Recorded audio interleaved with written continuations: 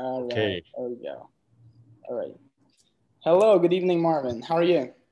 I'm good. I'm good. Thank you for asking. Hope you're doing well too. Yes, good to have you here. So we're doing this today for Vector, which is an interesting up and coming Ukrainian media on creative economy. And my name is Yaroslav Azhnyuk. I'm a CEO at Petcube. My friends at Vector asked me to have this interview, and my pleasure to have Marvin Liao, who is probably most known as a partner at 500 Startups for most of our listeners, viewers, and readers, but was also doing sales and marketing at Yahoo for over 10 years. And for those of you who don't know, Yahoo used to be the biggest site on the internet. Yeah. When Marvin Used to be huge. Yeah, it used to be huge. It was kind of like it was a big thing before Google. Exactly. That's how old we are. So Marvin, pleasure having you here. And and as of recently, Marvin's left 500 Startups, which was a news for me in 2019. And as I understand, you're advising a number of companies, and in particular, you are a partner and on the board of this exciting venture fund that's focused on gaming industry. So how would you introduce yourself these days? Yeah, I, I feel like I'm kind of a mongrel, right? So I would say, I've been very, very lucky in my career. So I've been, I'm normally based in San Francisco, but I travel. I'm doing the digital nomad thing right now, but I'm normally based in San Francisco. My house is still there, and I'll go back in July for a bit. But basically, like I've been very, very lucky. I did the startup thing for a couple of years. I was a corporate executive at Yahoo, growing a lot of the international business. So I did sales and marketing there. But my last 5 years there, I ran. I was a general manager and ran several business groups. So my last 2 years, I actually ran most of the EMEA region. With the exception of UK, Germany, France, Italy, Spain. So I did a lot of the international expansion. I ran Middle East, Africa, and Eastern Europe from 2007 to end of 2009, which is actually my experience of sort of this region, the Central Eastern Europe region. So I fell in love with this region when I came out here in 2007 and have long ties here. So when I left Yahoo end of 2011, I spent 2 years as angel investing in boards, advisory boards, and mentoring a lot of startup accelerators. And I became a partner at 500 in 2014, beginning of 2014. I started their San Francisco office, helped run Fund 3 and Fund 4, and invested in over 400 startups and spent a lot of time traveling around this region. And so when I left in 2019, end of 2019, I actually wanted to take most of 2020 off, which, obviously without knowing sort of like the pandemic and everything was going to come. And so I spent most of last year, honestly, just sort of like actually at home reading and honestly you probably had your 2020 just like scheduled, between different beautiful locations and islands, and suddenly, oops, not happening. Yeah, I had like champagne problems in the sense where, I sound so spoiled and I feel very, very spoiled. It was like, I remember last year, like I was doing the conference circuit and at all these places, I literally had like 20 trips canceled, right? Like, I was going to go to Japan a couple of times. I was scheduled to go to Mexico and Iceland and Hungary and the Czech Republic and like all these places, like, speaking at conferences or just visiting friends, and Hawaii. And, obviously sort of with the lockdown and, last year was awful, right? I think a lot, I came out very lucky where it's like, wow, in the bigger scheme of things, very, very lucky. And so, I spent a lot of time reading at home and spending a lot of time thinking and actually working with a lot of my old portfolio companies, helping them think through. When March happened, like this was the first time that anybody had actually faced. Sorry, I'm going to close this window. This is like the first time that somebody faced, like a lot of companies actually faced everything shut down, right? Like literally shut down from like March, April, May, and dealing with that of just like, it was kind of a scary time. So working with a lot of companies. In retrospect, it wasn't that bad, right? So lots of kind of reflection, and people changed their habits and realized that they can do things in different ways and sometimes more efficiently and so on, right? I think it was a wake-up call for a lot of people, right? Like, I would say myself included, of just like, what do you really want to do with your time? Who do you really want to spend time? What is really important for you? And I saw a lot of people, which is good for the creative economy. I saw a lot of people who were like making a lot of money at like, you know, the Googles and Facebooks and like, wait a minute, I don't want to push ads anymore or Salesforce. And like, I'm going to go work on stuff that's like meaningful for myself. Right. Or meaningful for the world. Right? So like, tell us a little bit about this Game Groove Capital, right? The company you're involved with now that has serious roots in Ukraine, right? Yeah, so Game Groove it's I would say it's less of a VC fund. We were thinking about turning into VC funds, a family office holding company, and it's actually turned into really more of like a gaming holding company. So there's a lot of assets. The two founders actually started this. So I've known these guys for like years. I've been friends with them for like 4 or 5 years, and what has happened is that they end up starting a bunch of they invested personally into a bunch of different companies, a bunch of studios, a bunch of like IP assets, and they asked me, where it's like, hey, we want to professionalize, you know, we want to take this thing public eventually.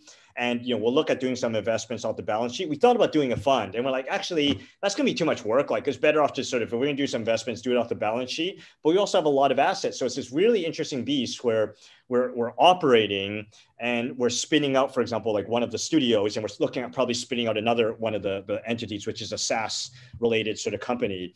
And so there's all these different things. And we'll also look at potentially investing off balance sheet. So, you know, you get that flexibility of investing off balance sheet versus setting up a fund. We looked at setting up a fund like last year, and it's like, probably doesn't make sense for what we're trying to do. And we want more flexibility, right? So it's a holding company. It's focusing on the gaming industry. Interesting. Why gaming? Is it just you had a connection with the founders, or is there a particular thesis about the gaming vertical?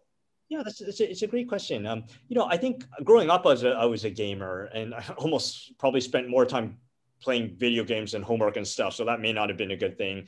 But like, I would say what was fascinating to me, for even when I was at 500, this was in 2017, I actually started looking at the gaming space because I had done a lot of investments in the B2B SaaS area, and I tend to not want to do what everyone else is doing. So when I started seeing the flood of like investors and VCs going into B2B SaaS, I was like, okay, it's time to go look at something else. Right. Consumer is a little bit too general. I started looking at gaming as an industry. I was like, wow, like gaming is growing like crazy. Even prior to the pandemic, there's a lot more similarities to media. So like hits driven businesses, right. But it was growing like crazy. And there was a lot more similar to movies, and also the level of like interest and also level of technology and the dynamics of the gaming was really unique. And I can explain that further if you need. Right. I think Netflix CEO famously said that their biggest competitor is Fortnite, right? Yeah, exactly right. It's right. Like, illustrative. And then when you look at sort of like the number of VC firms that were targeting gaming, it was like sub 30. And you're like, wait a minute, here's an industry that's bigger than like movies, bigger than music, bigger than, I mean, at least those two at minimum was bigger than that. And there's like no venture capital at all. That's a strange thing, right? Like that seems like an opportunity. Do you think gaming has kind of a bad rap of kind of like kids wasting their time on non-meaningful things? You think that's yes? I think that was one aspect, but I think that changed last year. And so if you look at sort of like how mainstream gaming became, and how that in some ways that actually became the communications channel for children, and parents were like, hey, like this is actually not that bad. So there was a zeitgeist change last year. And you saw the expansion of gaming became like even bigger than it was before. And gaming is a social network for like the next major social network for the young generation. Right. So if you look at the cases like Minecraft or Fortnite or Discord. Roblox, yeah. So that Discord, again, organized around, it's not a game, but it's in a gaming space, right? That's fascinating. And there is this whole kind of line of thought that I'm seeing more and more now around, okay, gaming is the next platform after social, and kind of around metaverses. You see it happening, right? Like look at this battle between, without, talking too much, as I say, so like going too much inside baseball. If you take a look at this major legal battle that's going on between Apple and Epic Games, right? Like Epic is trying to do everything they can to push the world into the metaverse. And I think there's a lot like, I was a very big skeptic of VR, but when I've been thinking a lot where you look at where the technology is, where broadband's going, the content that's starting to move into VR now. And then you look at like, I had to go rewatch like Ready Player One. I've been rereading the book Ready Player One. And I'm like, yeah, actually, we're going to move into that world because the pandemic moved us into that world very, very quickly. Somebody asked me this question, just like, how much time do you think you're spending in the digital world, right? Like, us in front of a screen, you're like, wow, probably 80% of my time now, right? And it's like, like the next step, if you think about, for me, I'm an old guy, I'm in my 40s, but for my daughter who's 11, like that's her world, right? Like it's probably like, I think dangerously, like probably 90%, right? Her interaction, because of the pandemic, you don't see your friends. Yeah. So this is the interaction.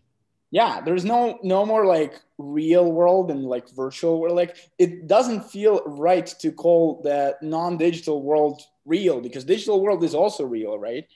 And anyhow, that can get us pretty far into different existential discussions, but we'll get to that later. And maybe let's talk a little bit about the business and kind of startup community and how you see it. So you've been talking about this subject in various occasions, and you've been saying something that's very close to my heart. You've been saying that you're seeing European companies kind of doing amazing job, but as compared to the US companies being less ambitious in general. And that's something I've been kind of talking about for the last 8 years, probably. I wrote a column that was titled "More Ambition" for one of the Ukrainian media, and that's something that really bothers me, because what I see from the founders who come with their ideas, I see they're brilliant, but they are not thinking globally enough and big enough, and not looking at multi-billion-dollar markets and so on. So why do you think that is a fact? What are the historical differences between different regions that one regions can think more ambitiously and others don't? I think it's just experience and time. So for example, I think what was a huge thing for Europe is UiPath IPO, right? Out of Romania. Yep. Like they're crushing it. Like that's a very, like, you need examples, right? Like I can tell people where it's like, I've been tracking, for example, Israel. I'm a big fan of Israel, the Israeli ecosystem. I'm a big fan of just like Israelis in general, despite everything that's happening down there. But anyways, putting aside geopolitics. But, from ecosystem, remember prior to 2001, there was no tech ecosystem in Israel. And what really generated that kicked off that ecosystem was really the $200+ million acquisition of ICQ. Yossi Vardi, who's one of the co-founders, he started angel investing, and a lot of those companies started doing very well. And then those people started angel investing. So you need success, right? Like this is something a lot of people in Silicon Valley take for granted, where it's like, we're like how many generations in of very successful founders who are nurturing the next generation, investing in the next generation, who have multitudes of examples, multitudes of like, and I had an Israeli entrepreneur friends, like, why Israel works is because number one, startups are seen as sexy now. So that's huge. The second thing is just like a lot of people made money, and you're like sitting there going like, wait a minute, I went to school with that moron. That moron just sold his company for $100 million. Like I can do the same thing too. So those sort of like that's what drives it, right? And you see a lot of that in Silicon Valley. Role models are really important, and but role models, I have a feeling like role models can get you the startup bug, but they not necessarily give you the understanding of the scale you should be doing this at. And I had this theory. Maybe it's interesting what you think about it. I had this theory that basically nations that have been empires in a wide sense of a word have this kind of self-centric view of the world, and they kind of, the world is my oyster, and they see it as their game field of possibilities. And some smaller nations don't share the very same kind of civilizational approach, and maybe that's what kind of grounds their dreams. Do you have that feeling? I don't. I think my counterpoint to that is, you take a look at Portugal, take a look at Estonia, right? Like right next door. Like they're the counterpoint where it's like, okay, this is a tiny country. They were like always like a province of like some empire, and they have done incredibly well. And that came from Skype, right? And then out of Skype came, TransferWise, now called Wise. And out of that came, like out of Skype as well too came Pipedrive. And out of those, you're seeing tons of spin-offs. Yeah. It's kind of the most unicorns per capita in the world country is Estonia, right? And I think if you take a look at a lot of the Israeli startups, a lot of them came from a couple key companies as well too. Same thing you'll see, and it's good and bad, right? Like what made the PayPal mafia unique that the Yahoo mafia and the Google mafia and the Facebook mafia are probably not as good at. So this really struck with me, where it's like a lot of it was the timing of when the PayPal mafia came out. And the other part was just like a lot of the PayPal mafia, a lot of them had made money, but it wasn't like FU money. So like, and they also, all of them came out, after the acquisition from, eBay. So this must have been like 2004, 2005. A lot of them came out where they made some money, but it wasn't FU money. Then the second thing is they came out right at the beginning of the wave of like social, mobile, and local. So all of them started companies in that area. The difference of the Yahoo mafia, the Facebook mafia, the Google, all good mafias, and I'm part of the Yahoo mafia that has been incredibly good and helpful to me in general. You don't have the success rate that the PayPals or other things had. The reason is because these folks made so much money, they don't need to do anything. I think that was one aspect of it. Same thing with Google, right? Like how many people that you know from, right? Like, and also timing. Like, I think if you come in at the beginning of a wave, that certainly helps. And I'm not taking anything away from the PayPal mafia. They are gods. And I think they've done incredible work, but there's an aspect of timing. I think with a lot of Yahoo people, the timing wasn't necessarily there, but I also think the timing, that there's a big part. A lot of them made too much money, so they don't have to do anything. Yep. That's a very interesting theory. Yeah. Totally. So if you look at the world, and obviously, you're very familiar with Silicon Valley, but you also travel a lot. So there are a bunch of really interesting ecosystems, tech ecosystems emerging. Obviously, Europe and couple places in Europe are kind of one focus, and then you have China, and maybe you have also a couple places like, I feel like Shenzhen, Southeast Asia. Are different. Southeast Asia, Japan, Korea. So are there any striking, interesting facts about those regions that you would say, founders should look at, pay attention to, could learn from? Yeah, so I would say one of the things and this is gaming related and Europe related, and the insight that I had, and I can't remember who said it. I think the present CEO of Product Hunt said this. And I sort of knew it, but he said it way better than I could. He's like, one of the things of where trends actually start, gaming is actually where all the trends start, like in every area. And what happens is they start in Asia, and then the Western gaming companies like probably pick it up like 1 or 2 years later on. So these are things like leaderboards, micro monetization, like, all these little tactics and things that they pick up that end up coming over. And then what happens is, it starts in gaming, because gaming's so competitive and so innovative and experimental, fast moving. That stuff starts to get established in gaming. Then the consumer companies pick it up 1 year later on, 1 or 2 years later on. Then 1 or 2 years later on, the B2B companies pick it up, right? Like, and so that's been interesting. And then and I think there's some really unique things in some of these ecosystems. So for example, I think like China, Japan, Korea are just very different markets. They're way further ahead than any other market on the planet from a consumer perspective, infrastructure, whatever it is. But a lot of those innovations don't transfer and don't travel outside of this region, outside of these regions. But you can learn a lot from them, right? Because they're just they're very, very cultural specific. There's this amazing podcast called 996, and it's on China, but in English, so it's accessible for a wider audience. And I know you read and listen to a lot of stuff, way more than I do. So we'll talk about that. All right. So gaming, we talked about it a little bit, but so you said you were an avid gamer as a teenager. Do you still play games? No, less so. I mainly read now. I think I have one of those problems. I'm a very type A obsessive compulsive. So that when I start a game, I don't finish it. The same thing for me, like Netflix is not great for me, because when I start a series, I basically binge watch and try to finish the whole thing. So for me, books are better. I'm better with books.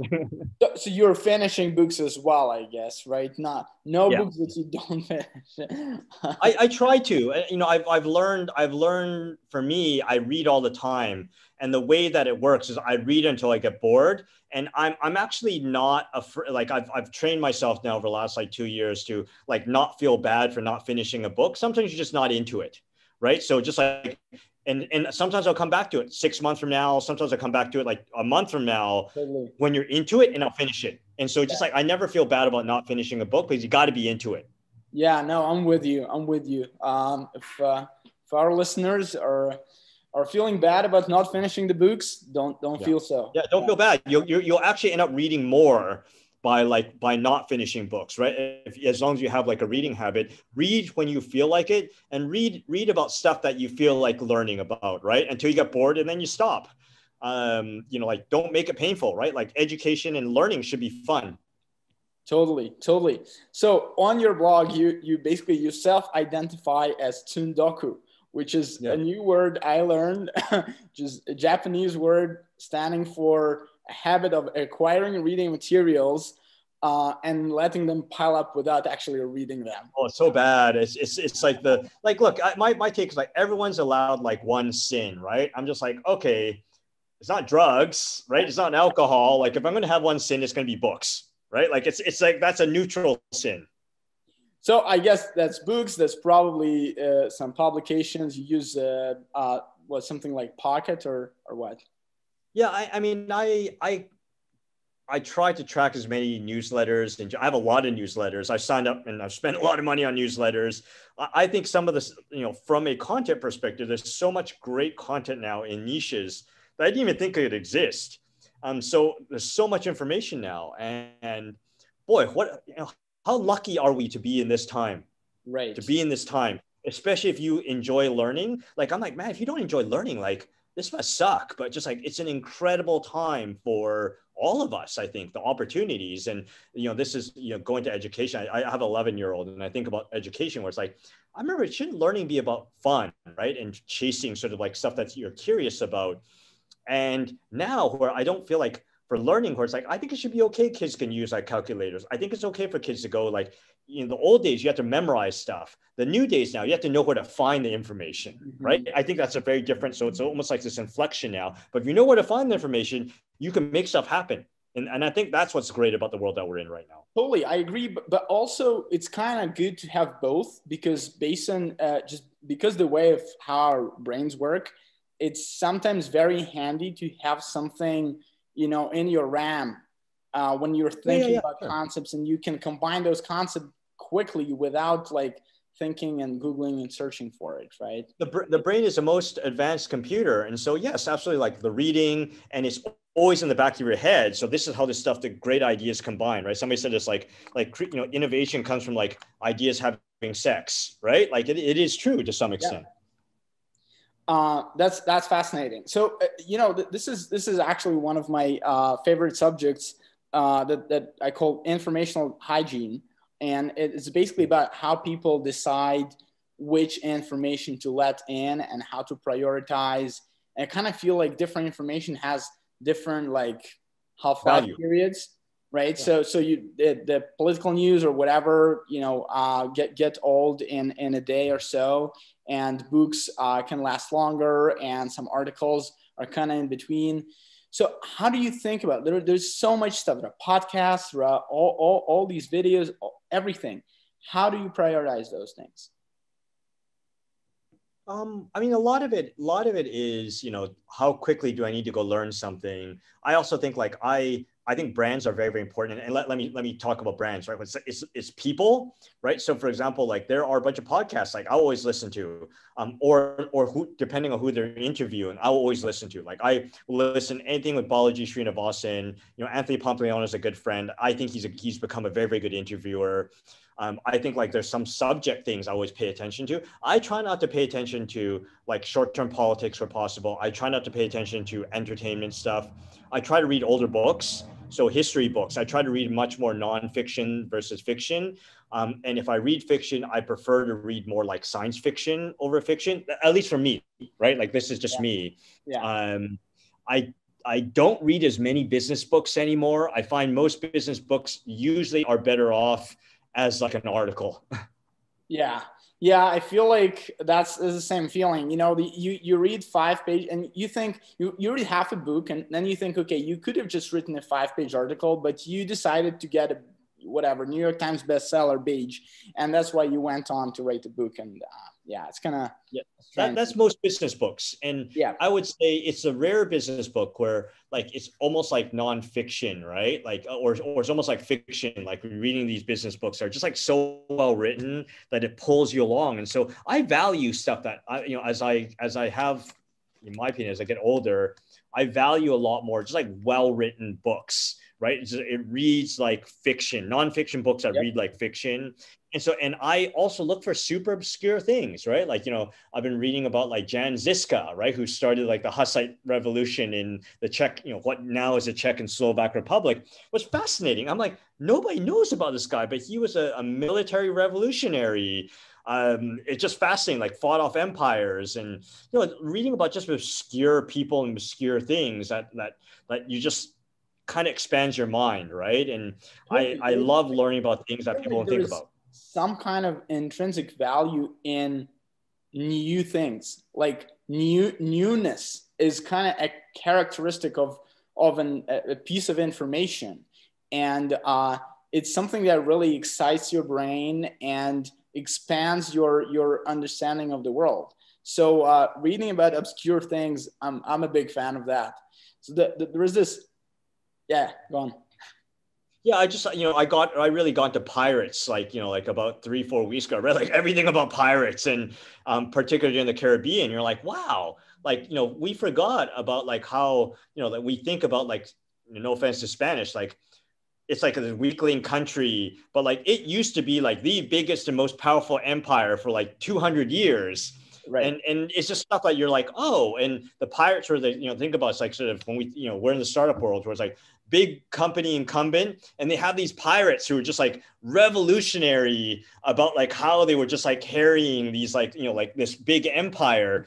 And it's fascinating, like the lessons you take from that, even just from the business world of like, wow, like guerrilla warfare works, right? Like in these new tactics, and small, really dedicated people can have a huge impact and literally put an empire on its back.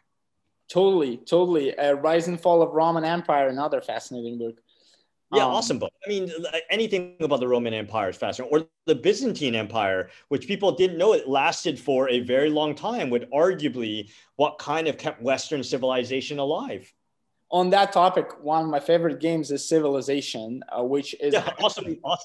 Something you can learn a lot from. Just you can learn a ton from that game. And on gaming subject, I just feel like it's such an underappreciated form of media, and I really feel that people should be playing more games. And games teach you certain things that books don't teach you. For example, they teach you how to make decisions, and that is an important skill. Well, it actually reminds me, just like there's this company, I'm not an investor, I just love what they do, and I want my kid will probably use it. My friend, I think, led their Series A. Anthony Pompliano led their Series A, Synthesis. So this was a spin out from SpaceX last year, right? And using a lot of the gaming principles of education. And it's unbelievable, called Synthesis. It's one for me, I think one of the most interesting companies to show up in the last couple of years, because it literally could revolutionize like education. That's fantastic. I'm so fascinated, about the opportunities in education. It feels like it's probably if you kind of go after a cliche, but I still believe it's good phrase of making the world a better place. Basically, improving education is one of the biggest levers you have to do that. Like the highest ROI, the highest impact on amount of resources invested, because you basically change everything. Look at what Estonia and Finland have done. They're so far ahead of everyone else when it comes to education. There's so much we can learn from them. And a lot of times it's not necessarily money, right? Like if you look at how many countries are just dumping tons of money to, like if you have a broken system and you're dumping more money into it, it doesn't help. It doesn't fix it. You just lose more money, right? If your unit economics is negative, you lose more money. I think as many sort of scale ups are learning very quickly. So when you kind of prioritize your reading, we talked about gaming, and definitely, probably there's certain type of personality for whom gaming is hard, especially like in its current stage, right? So many of the current games are made to be super addictive. It almost feel like sloths, But how do you prioritize between different forms of media? So there's reading and podcasts and videos and movies and all that stuff. What do you think about that? Yeah, I don't know if I'm like super thoughtful about it. I built the thing with prioritization, where I think you use prioritization to build habits. And so one of the things I use, I just like every day I have a checklist, right? And so, okay, did I fast 13 hours? Okay, yes.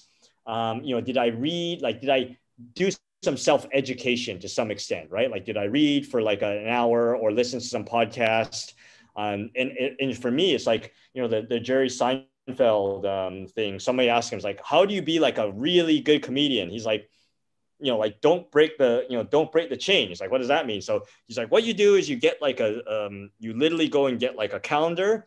And every time you go and practice, like, making jokes, telling jokes, you put an X, and you string along this chain for as long as you possibly can, and don't break the chain. Nice. And so this idea of just like, I couldn't remember who said this, but it's like, we overestimate like what we can do, in a year, but we underestimate like what we can do in like 10 years. And so a lot of it just says aggregation of like marginal gains, right? Like over time, like when you do these things, you're like, oh, okay. Like it's like, let's just say every day, like I work out, maybe I do like a 10 to 15 minute workout every day without fail.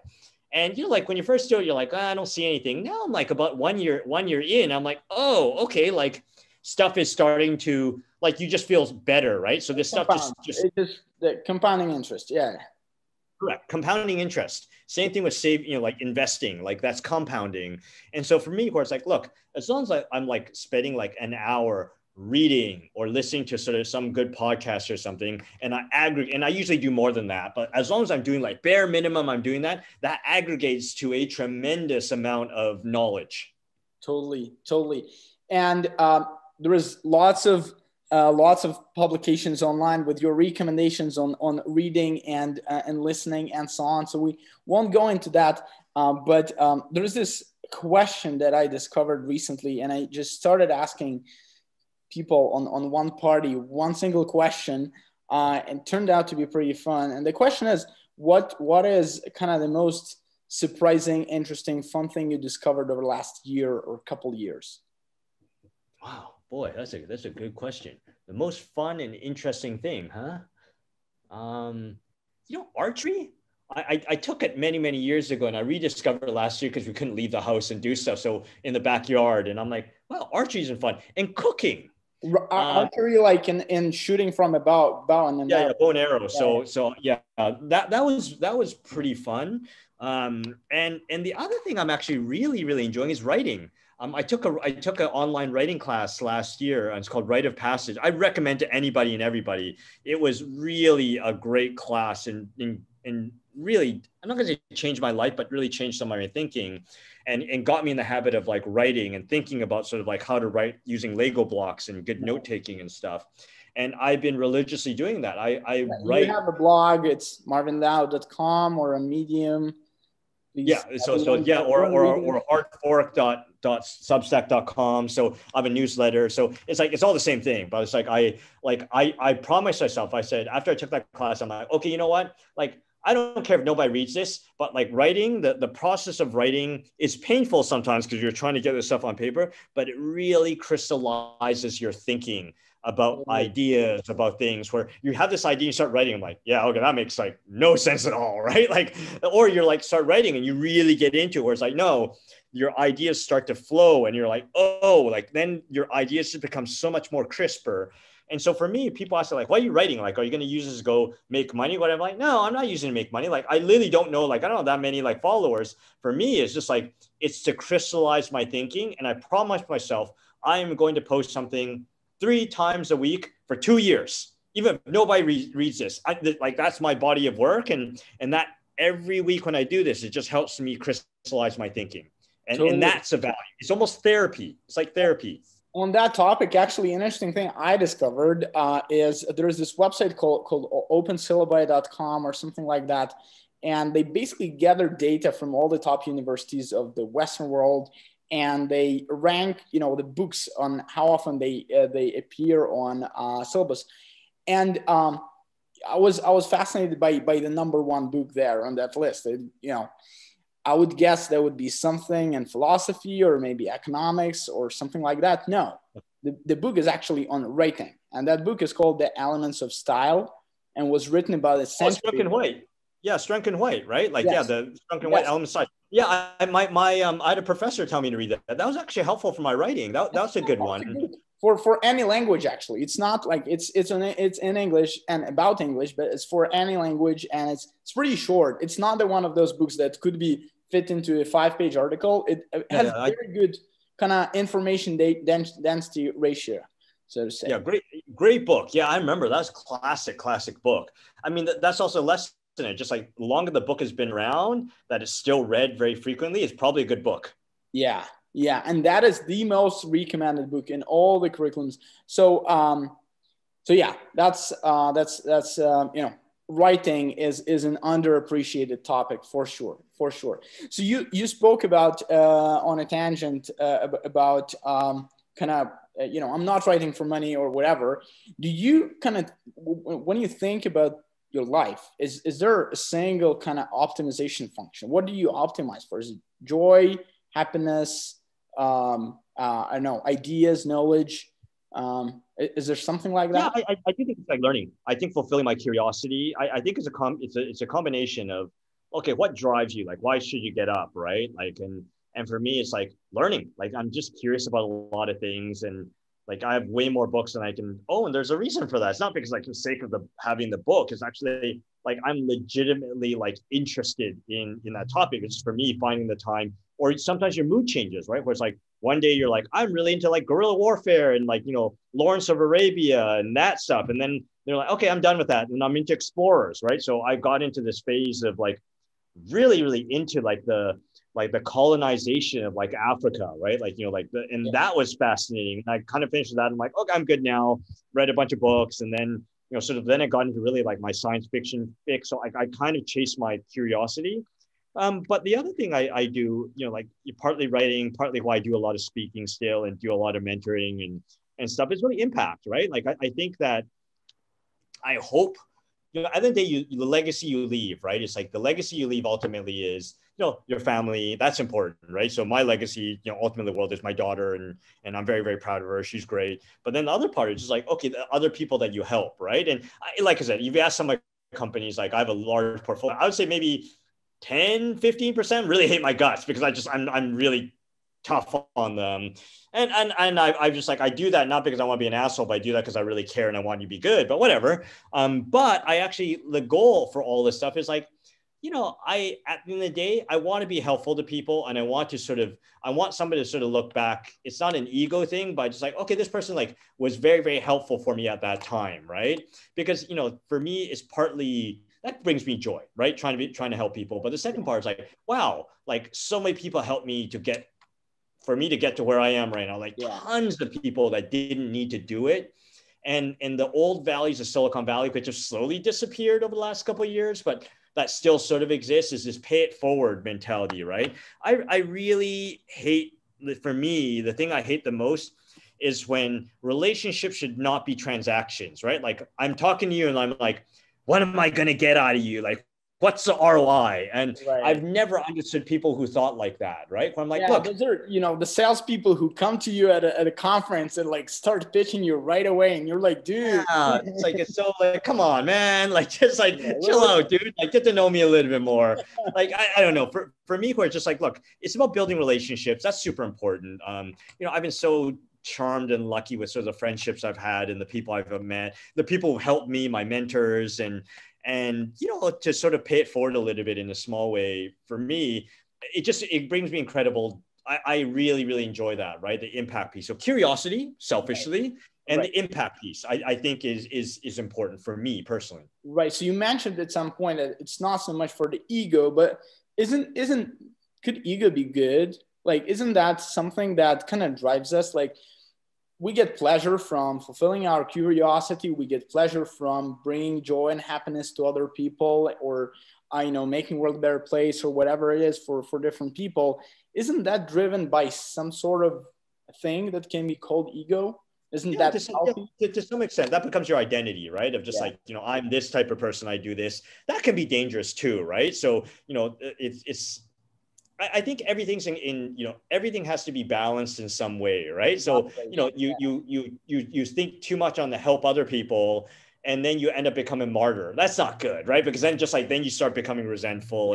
And I always try to balance, or like I say yes to too many things that sometimes get in the way of just like, I need to sort out some of these other things, and now it's getting in the way, but that's my fault. I said yes, and I need to say no a little bit more. And there's other, and I think for me, I'm always trying to figure that balance where like, I don't want to be in a situation where like everything I say is no, right? Like, I think you should always say yes wherever you can, even if it's a little bit inconvenient, it's fine. If it's very inconvenient, then you got to say no.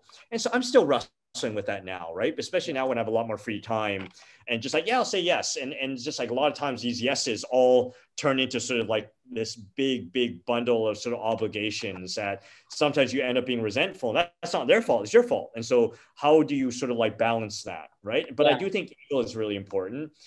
Ego and identity of just like the type of person that you are. Like, I'm a charitable person. So that in the long run, I think is a good thing, but there has to be a balance of like, sometimes you have to think a little bit selfishly as well too. So how do you balance those two things? Totally. Does all of that come into some sort of an answer for the question about the meaning of life, or kind of what we're doing here? You ever kind of wonder about those topics? I do all the time. As I was a history major, and I do think about it, right? Because, for me, you probably heard this as well too, right? The missionary versus mercenary, where I think it's a really sad life if like everything you're doing is just for the money, right? For ROI, for the money.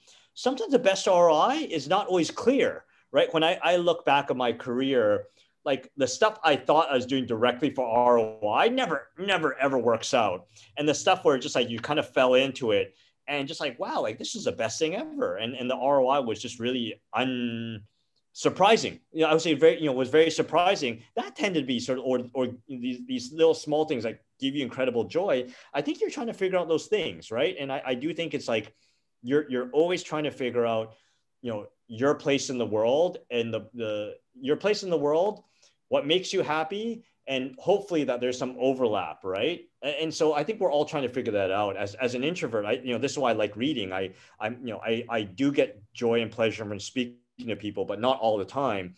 And so you're always trying to figure out that balance. And then you also have to go and figure out filters for what you do, right? Like, is this really important? And does this sort of like meet whatever the mission that I have in my life, right? And so, for example, education, I care a lot about education, like not so much like education per se, but like education of like helping people, like being able to sort of like share with people like all your hard-learned lessons. That's why I like mentoring. I really enjoy mentoring.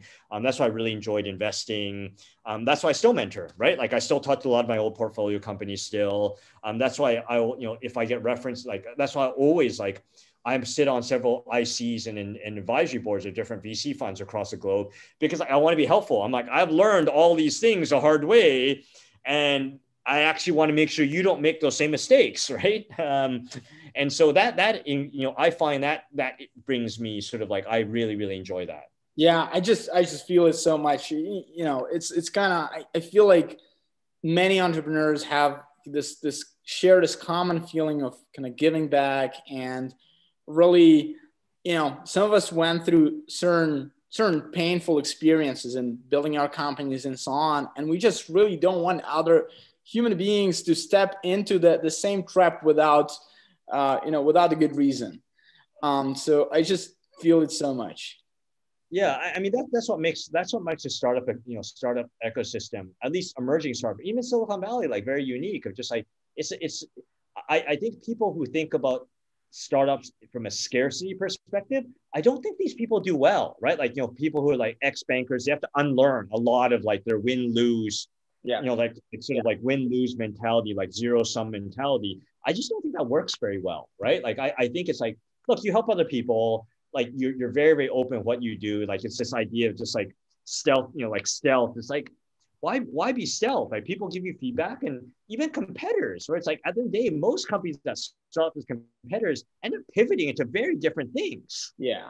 Yeah. Like this is something I see all the time. Like, well, they're the competitor. I'm like, you're going to end up pivoting your business like in different ways, or you're going to end up serving, like, especially in the way I think about it, is like, very mature, it's like startup ecosystems are like the jungle, right? Like there's going to be a bunch of big players, right? So these are the big trees. And then you're going to have like all these different kind of flowers and fauna and stuff that you find your niche. Yeah. And you can build an incredibly profitable or incredibly huge profitable business in your niche. And so over time, you'll just like go into different things and serve different customers. And so I don't know. I think this idea of just like, I remember when I was at 500 and a lot of people came and asked about like VC funds, starting VC funds or starting seller programs. I literally would share everything. I'm like, here's our playbook. Here's some stuff I learned. And they're like, why the hell are you telling me all this stuff? I'm like, you can like, I'm just like, are you lying? I'm like, no, like number one, I want to be helpful to people because I want to screw this up. And number two, you're going to find your own niche, right? Like you're going to take my learnings. And if I think you're stupid if you copy everything I do, because like we have very specific brand, we have a very specific way of doing stuff and very specific staff. Like you can't replicate that. You're going to go and take these learnings and build your own way, right? Like, and a lot of them did. For people who are new to the scene, it's kind of really hard to internalize and these things and get these intuitions. You kind of get them after you've been in it for a while. So for people who are getting started, it's more like, maybe like they can either like trust to some other folks like listening to us or whoever, and that's also a dangerous kind of route because they'll copy the learned mistakes from us as well. Or they can just, go their own path and, do best what their intuition tells them to do. I mean, I was rewatching, The Social Network, right? Which probably the best and the worst thing at the same time to happen to the startup ecosystem, because this idea of just like, all you need is a good idea. And then you're a startup. Like, no, nobody cares about your idea, right? Like the hard part is really the execution. You don't know you know this and I know this, right? They're just like, how hard startups are, right? Like if startups were easy, everybody could do them. And we know that's not true. Right. And then the media is another kind of amplifier of these good stories, right? So we all hear the good stories. We don't hear the bad stories.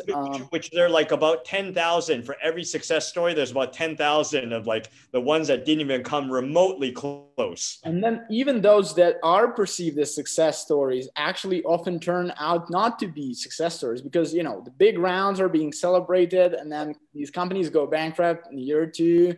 And what is less celebrated is more of a kind of MailChimp path, right? The company that built a huge business, widely loved. Calendly. With Calendly, another story. So I think founders should be cautious about too much of the media inflation. For sure. Oh, yeah, for sure. I think the worst thing you can do is believe everything that you're reading in the media, right? Like if there's anything that comes out of 2020, it's just like learn to think for yourself, right? Your media diet is really important. Like if you're like going and getting all your media from like certain, let's just say less reputable information or from social media, you really need to rethink like even Twitter, right? Like I parse out my Twitter, sort of like who I follow on Twitter very frequently, right? Because some of the stuff you see is like, this is garbage. And so you have to filter all the time. Filter. Like I said, it's less about getting access to data now. Now it's actually filtering the data that you're finding. So that's actually a very interesting challenge. And, I think over the last 5 years, I think since Cambridge Analytica, especially over the last few years, we have started to understand the magnitude of the influence that social media have not only on our lives and the lives of people in tech ecosystem, but on the world. And real crazy things happen because of that. And people are, burning 5G towers and killing. So nutty, so crazy, or not wanting to get vaxxed. I'm shocked at how many people were like, oh, vaccinations are so bad. It's like an experiment on people. I'm like, what are you talking about? Like, just like, I don't know. It just seems crazy to me. I'm vaxxed. I got my vaccine shot in April. So. Same here. When I think about social media, it almost like it borders with some kind of existential threat to, maybe not to humanity at this moment, but to civilized order in society. What is your take on that? What should we do with the social media and with the way how it can be manipulated that leads to crazy consequences? Yeah, it's almost like anyone who's like really, really good at information warfare, like the Russians or the Chinese, they've just found this like slip that the damage they've been able to do, right? After Trump won in 2016, I went and took this class. There's like a workshop. It was in San Francisco. Is a Russian lady, and she did this workshop. It was a Russian cyber warfare and propaganda workshop. It's like a 2.5-hour workshop. Is that Masha Drokova? No. No. Okay, it's another person that could have tell you the story, but okay. Yes, it was fascinating. I took so many notes, and it is like, wow, like, the type of colors you use, like for example, like even having two troll farms take different sides of an argument, they would fund different groups. So like, let's fund the anti-gay group and the gay group, right? And just like crazy stuff to sort of drive conflict. And so like there's a real science to it. Like Russians have been doing this for like I don't mean to blame Russians, right? Like, but I'm just saying like this is what the workshop said. The government, the current government of Russia, correct. Obviously is and by the way, they've been doing this. Like the Russians have been good at this since the 1920s. Like this is a long time sort of like art form. Like they used to teach this at St. Petersburg University. Yeah. Like they literally had books that you couldn't take from class, right? These are like manuals of like how to do this. And so you have to learn these things, right? Like it's like, I'm not accusing him, like it's a fact. Well, but that's the offense, right? So what is the defense? I feel like the world currently doesn't have a good answer for the defense. You know who's doing a great job in the anti sort of like information warfare stuff? The Estonians and the Finns are doing an incredibly good job with like civilian volunteers, filtering. What's going to happen, just my opinion, is that we are moving, at least in the US, I can speak about the US, which is obviously much more familiar with.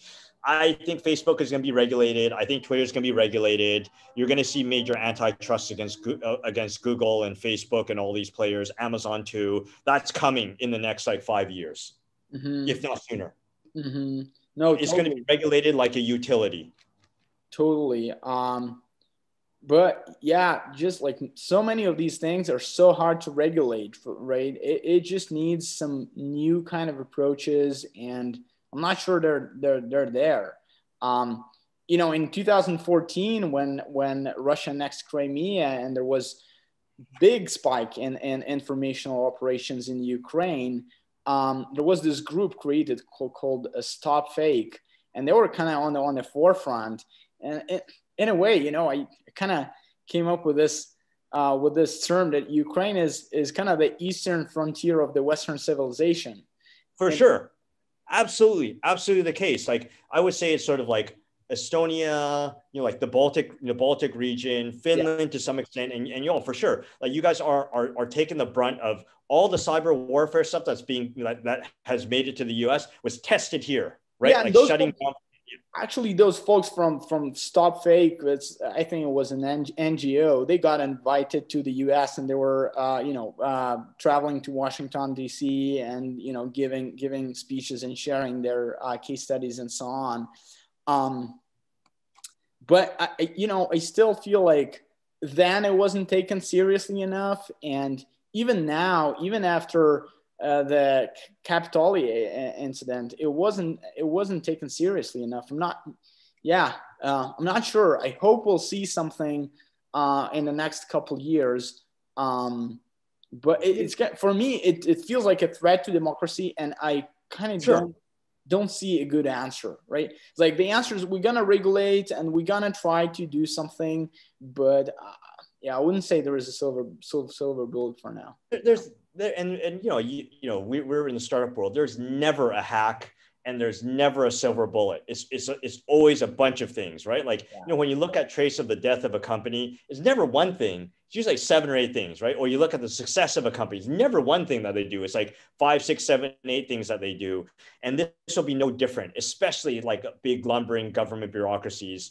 The one thing I will say, right? Like, and I go back and forth. I'm a history major. I think I'm fairly well educated and sort of like, I see a lot of stuff and done a lot of stuff. I would never count at the frontier. Where are you going to see all the innovations? The frontier, Ukraine, the Baltic region. Like, I would say most of the innovation in the next like 20 years will probably come from the frontier regions or come from the Southern hemisphere. I don't think it's going to come from the Northern hemisphere anymore. But having said that, I also wouldn't count out the US yet. US has a lot of problems, but there's still there's still a lot of strength, and there's still a lot of the smartest people are still there, right? In the sense of not just Americans, but like from like people from all over. That's US is like, this is what is amazing to me, where it's like, when do we start becoming like anti-immigrant? That's our strength. We are sucking up all the smartest people from all over the world to the US, and we're letting them build businesses and we're benefiting, right? Like, what are we doing being anti-immigrant? And I think that has been, if we continue down that path, then US is screwed. But if we are able to reverse it and it's still an attractive place, it still has some shine for people. Totally. But what I'm seeing is like Canada is definitely benefiting. A lot of people they're like, come, you don't want to go, you can't make it US, come to Canada. And that's why you've seen this crazy huge spike of talent in Canada, right? And no surprise, the ecosystem is blown up in the last 3 or 4 years there. Very interesting. And another point is the US is still one of the biggest markets. So for folks from frontier like regions like Ukraine, like Estonia, like South Africa, right, Southern Hemisphere, for them, I think it's important kind of to think, okay, what are the global issues that we are facing here and we have unique exposure to, and that we can innovate, but how can we innovate in those areas on a global scene, right? So for folks in Ukraine who are starting companies, I'm telling Luke, it's great to build a Ukraine-focused company, but how about building a globally focused company on that? How about solving some of these issues? The issue with misinformation, the issue with corruption, right? Like Ukraine is a great place to start a anti-corruption startup, right? Or another example, fintech. Super interesting fintech companies, because look at how broken, like in many ways, like yes, it works in Western Europe and the US, but the difference, if you look at where the fintech innovation, Africa, Latin America, Southeast Asia, because they're skipping over like this old infrastructure, the leapfrogging effect is a real thing. That's what happened to China. Why China has the most advanced, like I would argue some of the most advanced are like fintech, like, like WePay and other thing, because they skipped over the credit card. Right. And there was some part of protectionism in that, right? They were not so fast to let Visa and MasterCard in, and it's kind of don't do what the British tell you to do what they did before they started telling you what to do. It's a good saying. Yeah. All right, let's try to finish this up on a couple of existential questions. So we started from talking about the metaverse and how gaming could be the next big platform and so on. And I kind of buy into this thing, and I'm seeing this as a very possible opportunity.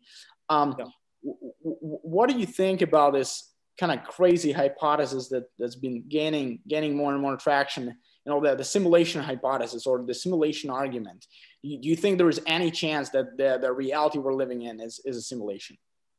I don't know. It's just like one of those things of just like maybe, but I'm just like, I'm not sure what you can do about it. And in the meantime, like we're in the simulation, so I'm going to just do what I can while I'm in the simulation. Like what I've learned to focus on. Happiness is focusing on the stuff you can control and not on the stuff you can't control.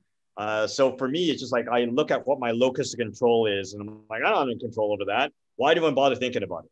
Totally. Well, that's kind of the argument I hear a lot, or like kind of the statement I hear a lot about the whole discussion about the simulation hypothesis. I guess the reason why it gets people fascinated is that kind of helps to explain their reality in a way and similar as religions used to explain reality, or physics used to explain reality. And then there are areas that physics cannot explain, like the Fermi paradox or like the speed of light and stuff like that. So kind of people start talking about those. And the topic you and I started on earlier today is that, more and more of our time is becoming part of this digital world. And, if we just continue this line from today and the progress that's been made in infrastructure space over the last 20 years, if we try to imagine what's going to happen in 100 years, it's hard not to see some kind of environments or virtual environments that are quite realistic, or probably better than real life. I read a book. It stuck with me for a long time. I'm going to have to find the name of the book, but I think it's a Russian sci-fi author. But basically his book is like 40, 50 years in the future. VR is very prevalent. And so the way that works is like life has just become so bad that your life in the metaverse is better. And so only people that actually have like real life experiences, like the real thing, are rich people, right? Like, and everyone else is like stuck in their house with an IV drip, like basically wasting away. And the house is dark, right? Like, like everything's dark and they're just in their VR life, right? Like, cause that world, just like the Matrix, right? If you think about, remember the Matrix, still one of the best movies around. Ready Player One, same thing, right? It's pretty dystopian, right? For some reason, in all of these kind of sci-fi stories, they're dystopian. The world is pretty bad and sad, but then there is this kind of virtual reality. It doesn't have to be so, right? To be fair. I don't think that's going, like, number one, I hope that's not the world we're building, right? Like, shame on us. Like, just like it's almost like you're living dead, right? Like you're basically like the Matrix, your battery. You're basically a living battery for the machines. Yeah, I don't and it is sad, right?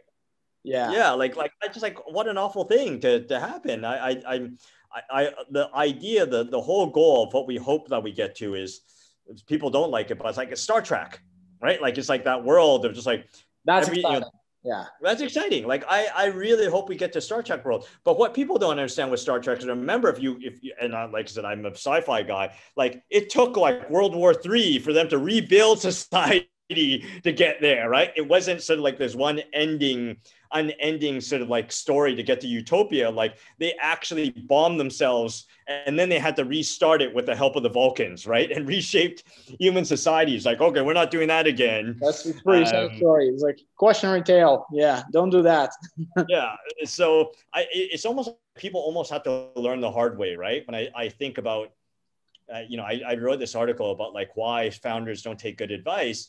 Because, a lot of times I think you're like, yeah, that's not going to affect me. Or I think about when I was a young kid and my parents were like, no, don't do that. And I'm like, you don't know what the hell you're talking about. I'm going to just go do it anyways. And then now as I'm older, like, wow, they were so right. But I almost had to go and like take that lesson and take that punch in the face first, right? To go and like learn the lesson the hard way. I almost feel like we're wired to learn.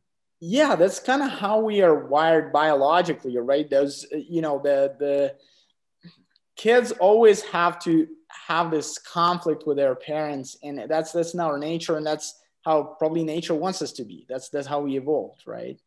Yeah, because you question. I do think it's a good thing of having young people question all the time, and this is why diversity is very important. This is why you want to surround yourself with lots of different smart people, and especially even if you're, especially if you're old, I'm 47 now, and I'm like, wow, like I'm so out of like what's going on with the consumer world or things that are happening. Like you want young people, because like, why are you doing this? Right? Like, well, this is the way we've always done this. And you're like, without thinking, like, wait, like let's even look at last year. So many things changed last year. A lot of your assumptions should have changed last year. But a lot of times you're like, well, this is the way we've always done stuff, but the world has changed. And so it's sometimes good to be, not sometimes, I think most of the time is good to be questioned and pushed. Yeah, totally. So, all right. So on the nature of our reality, you don't have any strong opinions on that.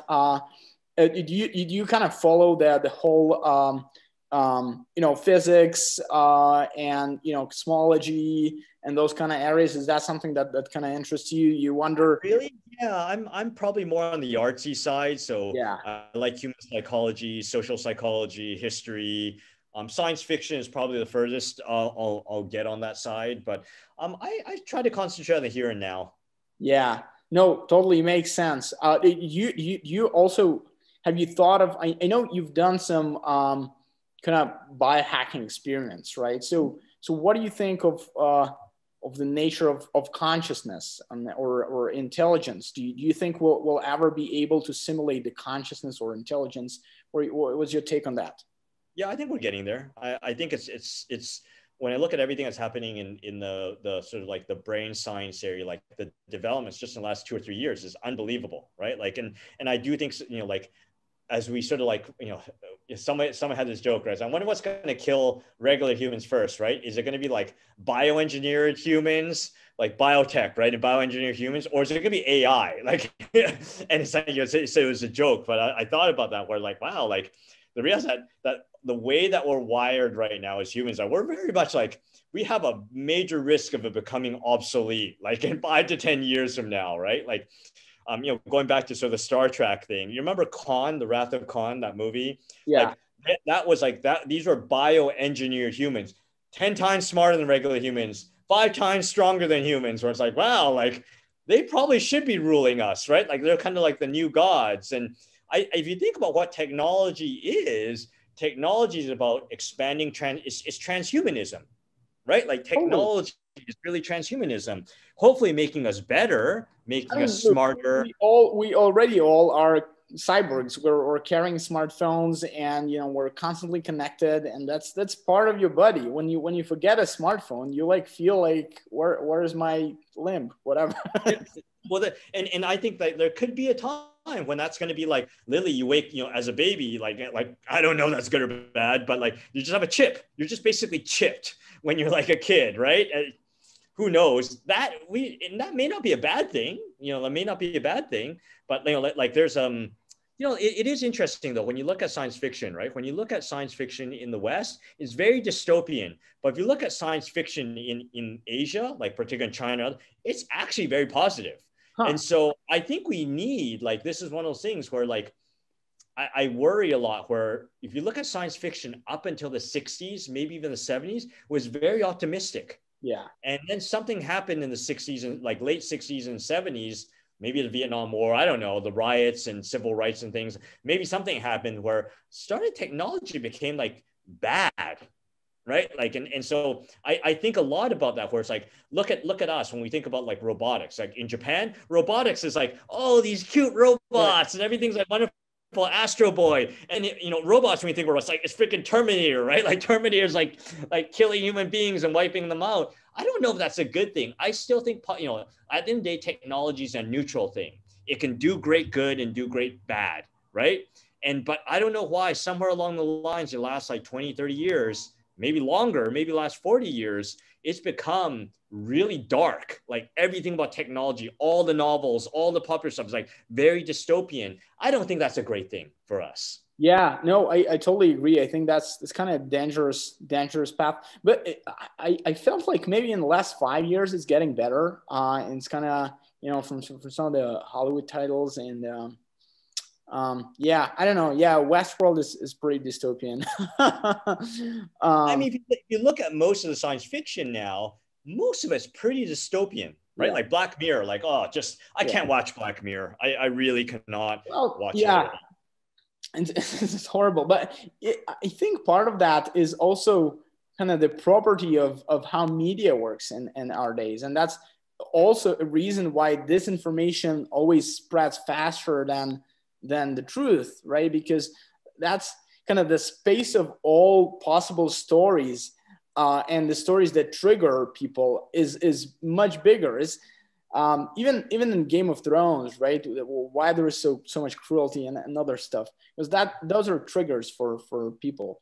Yeah, and this is something where I think, like I said, the media diet piece really becomes really important. This is the thing that I'm so grateful being in San Francisco for, right? Like I'm splitting my time now. San Francisco is not the same San Francisco when I went there in 99. It definitely changed a lot. Like I say, I don't think for the better. It's definitely really declined. And I think last year, I don't think it killed it, but I think it really, 2020 really, really damaged San Francisco. But one of the things, remember, you've been there before too. You spend a lot of time in San Francisco. Remember, it's like, you are the average of the 5 people you spend the most time with.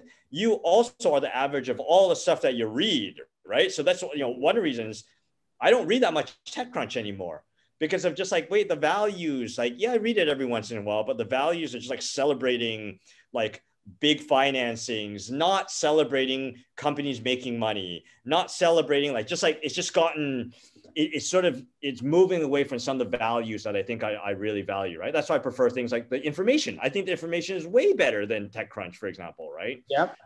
So just like, I've been very careful. I've been trying to be much more careful, and I had to do it just for sanity's sake last year, of just like the insanity in the US with Trump and everything like that, who I viscerally hate. It's just, I couldn't handle it. My brain was sort of going to explode. So I had to be very guarded with the things I read, the things I watched, or else I would have went nuts. Like, I really felt like we were all going nuts last year. Yeah, last year was just such a mess on so many dimensions. So the point of like media diet. So I'm very careful with the people I hang out now. Like, one of the rules of power is like, avoid the unhappy and the unlucky, right? And just like, okay, if somebody's negative all the time, like, I don't want to hang out with them anymore. Life is too short, right? Yeah. I want to hang with people who are like trying to make other people's lives better, like trying to do something, like trying to create something, trying to make something. Like that's my tribe. Yeah, that's amazing. So on the topic of kind of the nature of our consciousness, and the future that holds it, do you think we're more likely to get to like immortality through biological engineering, or through basically uploading our brains to machines? I think it's bio. I think I'm firm. I've been publicly on record saying this, where I think the first trillionaire, like the real trillionaire, is going to be a biotech person. Okay. Like, I think if I was an entrepreneur, if I was a 18, 19-year-old sort of person who has like entrepreneurial sort of like interests, and I really want to have an impact, and I'm interested in bio, like, oh my God, like just like biotech, like interested in biology and things like biotech, that's where you're going to be able to help a massive amount of people. Do you think that's going to be in, curing big diseases like cancer, or, getting, into longevity, or? I think it's longevity. I think the mistake that we've made is that we've carved up sort of all these, like a lot of diseases, when you look at the root cause of them. And I think it's longevity. So you basically think that this new kind of engineering data-driven approach to longevity will be something that will bring the break. I'm absolutely convinced. Like, look at sort of the processing power, the data. We've processed the entire genome. That's huge. That is I don't know why more people are not writing and talking about this. That is, and the cost of that is falling dramatically, right? And that's probably more dramatically than the Moore's law, and no one's talking about it. Yeah, nobody's talking about it. Or look at what Google's done with AlphaFold, right? Like with the proteins folding. Like, we had CRISPR. Oh my God, these are going to be huge, like world and civilization changing things. And And so, like I said, I'm 47 and I'm like starting to my friend Ryan Betancourt got me into biotech. I just can't invest in because I don't understand it well enough, but I'm fascinated by it. Like I read as much as I possibly can on it, but you really need like deep expertise on this stuff. Like you can't it's like you can't be a journalist going like, I'm going to invest in biotech. Like you have no idea what you're doing. Yeah. It's such a different way to think. Totally. Look, Marvin, that's been an amazing conversation. Is there any kind of words you'd like to say, words of wisdom or inspiration you'd like to say to people who are listening us, who want to live fulfilled lives and do some good? What would you say to those people? Yeah, my take is like, look, start where you're at right now. And just like even start small, but have faith. You underestimate, a lot of times people underestimate, like they overestimate the risks and they underestimate their ability to handle the risk. And just the way that you figure this out is you find your mission, find something that you really like. This isn't follow your passion stuff. I don't think that's the right way, especially a young person. I think you have to go and try a bunch of different things to understand what you're good at, understand what you really like, where it's like, great, follow my passion. Man, I really wanted to be an astronaut, but I don't have the aptitude, right? So it's just you got to go and take the time to go and find out what you do. But when you do, go hard and think big, right? It's actually just the same. This is a very Peter Thielian thing of it's actually to 10x what you're doing. It's probably almost the same amount of work. Or maybe a slightly little bit more amount of work, not 10x amount of work. Yeah. Yeah. And so why, there's nothing wrong with thinking bigger, right? Let's say you miss, who cares? You're still further ahead than you were anyways. So, I think you have to try, right? I really admire entrepreneurs like yourself, right? Who started Petcube. You had to try, right? How would you know if you could do it or not? And all these challenges, you grow with challenges. Totally. So start small, think. Don't be afraid to think ambitiously, embrace the challenges. And think long-term. And I would say think long-term, right? Be prepared to work on something for 5 years. All the great people, whether they're actors, singers, athletes, business people, you're wow, they came out of nowhere. But when you look back, you're wow, they were plugging away at this thing for 5 years, 7 years, 10 years. That didn't happen just from them just coming out of nowhere. They worked at this for a long time. Yeah, when you read biographies of some of these famous people, that's fascinating. How much difficult times they often went through before they achieved something that we know them for. Every great company had multiple near-death experiences. Totally, we had a dozen of those. But you made it. That's true. Default's alive for sure. Well, Marvin, thank you so much. This was an incredibly interesting conversation. Thank you for sharing your knowledge and passion with us. And great to have you in Ukraine for a while. Yeah, love the place. So bullish. I am maximum bullish on Ukraine. That's fantastic. And I'm putting my time and energy here, right? So I'm literally putting my money in my sort of where my mouth is, right? I'm maximum bullish on this ecosystem. There's so many smart, talented people. Just get started now. That's what I tell people, right? You don't underestimate yourself. All right. That's fantastic. Thank you so much.